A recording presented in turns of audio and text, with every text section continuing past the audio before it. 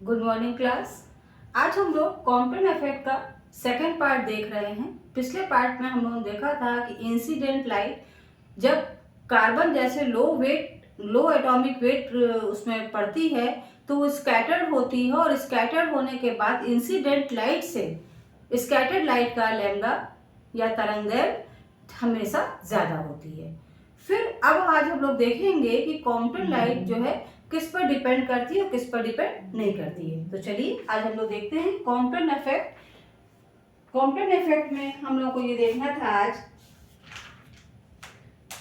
Complan shift does not depend on the nature of the material used. Complan shift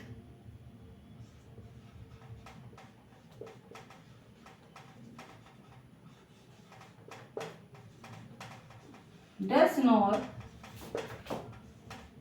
depend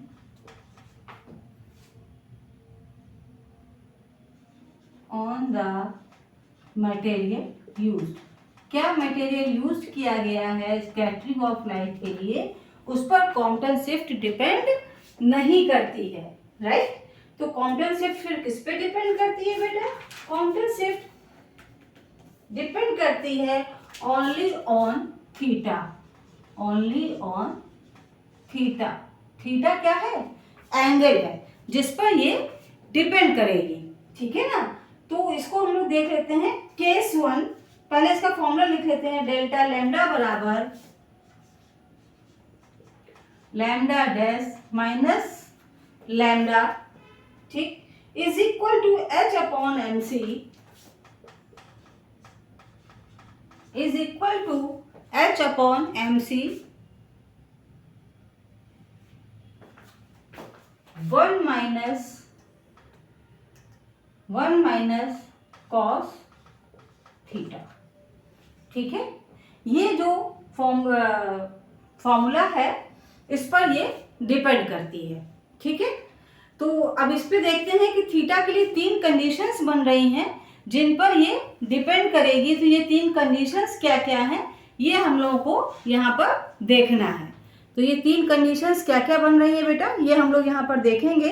पहली conditions है if theta is equal to zero, if theta is equal to zero. अगर theta zero हो जा रहा है तो क्या होगा? Cos zero is equal to one, cos zero is equal to one. अगर थीटा जीरो हो रहा है तो cos zero is equal to क्या हो जाता है? One. So that delta lambda is equal to zero, so that delta lambda is equal to zero. इसका मतलब क्या हुआ? There is no Compton shift, यहां पर कोई भी Compton shift, so there is no Compton shift अगर। अगर theta is equal to zero तो cos zero is equal to one, so that delta lambda is equal to zero. तो यहाँ पर कोई भी कॉम्पलेन शिफ्ट नहीं होगी। केस सेकंड में if theta is 90 degree, if theta is 90 degree, अगर थीटा 90 डिग्री होता है तो क्या होगा? इफ थीटा इज 90 डिग्री, ये केस सेकंड है, तो कॉस की वैल्यू क्या हो जाएगी? cos 90 degree is equal to zero, cos 90 is equal to zero. cos 90 की वैल्यू जब जीरो है so that delta lambda is equal to h upon m c, ठीक। अब ये जब ये कंडीशन आ जाएगी तो यहां पर क्या होगा? Is equal to 2.42 nanometre. यहाँ पर कॉम्पलेन इफेक्ट होगा क्योंकि आपको बताया गया था कि इसी के इंटीजर में होता है h upon m c, 2h upon m c, इसी के इंटीजर में, इसी के मल्टीपल में होगा।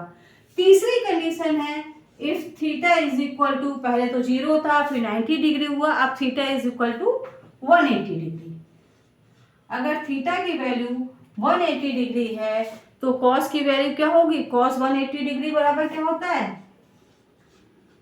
-1। क्या हो जाएगी value? -1। So that delta lambda, so that delta lambda is equal to क्या हो जाएगा 2h upon mc, 2h upon mc, और इसकी वैल्यू क्या हो जाएगी, इसकी वैल्यू हो जाएगी 4.84 नैनोमीटर, 4.84 नैनोमीटर। तो ये इफेक्ट है कि थीटा बराबर अगर 0 है तो क्या कंडीशन होगी, कॉम्प्लेक्स इफेक्ट होगा ही नहीं, और अगर थीटा बराबर 90 डिग्री है तो 2.42 नैनोमीटर आएगी लैम्डा की वैल्यू, और अगर थीटा बराबर 180 डिग्री है तो इसकी वैल्यू क्या आएगी 2h अपॉन mc स्क्वायर। ठीक, तो ये है कॉम्प्लेक्स इफेक्ट। आज हम लोगों ने इस टॉपिक को समाप्त किया है। नेक्स्ट टॉपिक के साथ मिलते हैं नेक्स्ट वीडियो में।